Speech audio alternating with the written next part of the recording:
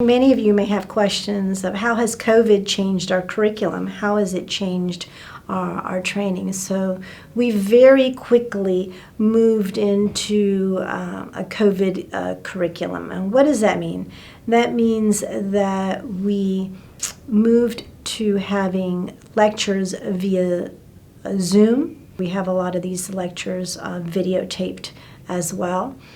The other thing that we did was to platoon our residents by having them in different cohorts so that if there was an exposure that the resident could work from home and take home call with a direct COVID curriculum, that they would be responsible to do modules and kind of do independent study so that they can continue with their education and yet keep themselves safe as well as others from any exposure.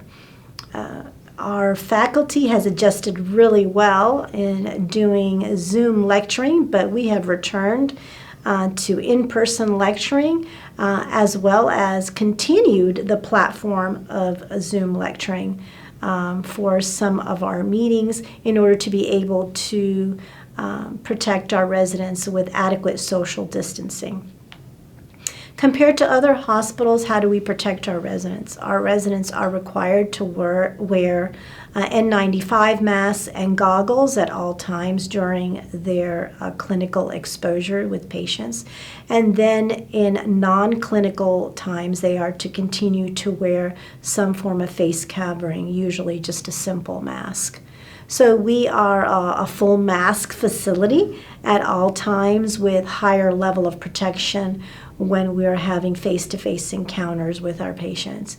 I feel that our hospital as well as our program leadership was very proactive in making sure that our faculty and residents were well protected with the highest level of protection very early on compared to some other hospitals in the nation.